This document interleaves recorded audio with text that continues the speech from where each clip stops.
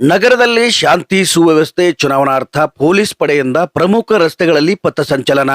ಹೌದು, ಸರ್ಕಾರಿ ಆಸ್ಪತ್ರೆಯ ಹುತಾತ್ಮ ಚೌಕ್ನಿಂದ ಆರಂಭವಾದ ಪಥಸಂಚಲನ ಲೈಬ್ರರಿ ಮಾರ್ಗವಾಗಿ ಕೃಷ್ಣಾ ಛತ್ರಮಂದಿರ ಮುಂದೆ ಸಾಗಿ ತೇರ್ ಬಜಾರ್ ಮೂಲಕ ಜೂನಿಪೇಟ್ ಮಾರ್ಗವಾಗಿ ಮಿನಿ ವಿಧಾನಸೌಧವರೆಗೂ ಸಾಗಿ ನಂತರ ಪೊಲೀಸ್ ಠಾಣೆ ತಲುಪಿತು. ಲೋಕಸಭಾ ಚುನಾವಣಾ ನಿಮಿತ್ತ ಸೂಕ್ತ ಬಂದೋಬಸ್ತ್ಗಾಗಿ ಗುಜರಾತ್ ಪೊಲೀಸ್ ಫೋರ್ಸ್ ಅನ್ನು ನಿಯೋಜಿಸಲಾಗಿದೆ.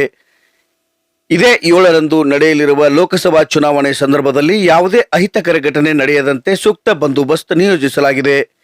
ಈ ಸಂದರ್ಭದಲ್ಲಿ ರಾಮದುರ್ಗ್ ಪೊಲೀಸ್ ಠಾಣೆಯ CPI IR Pattan Shetti, PSI Sunil Kumar Nayak ಸೇರಿದಂತೆ ಒಟ್ಟು 3 ಜನ ಪಿಎಸ್ಐ, 7 ಜನ ಎಎಸ್ಐ, ಗುಜರಾತ್ ಪೊಲೀಸ್ ಪಡೆಯ 88 ಸಿಬ್ಬಂದಿಗಳು ಪಥಸಂಚಲನದಲ್ಲಿ ಭಾಗವಹಿಸಿದ್ದರು.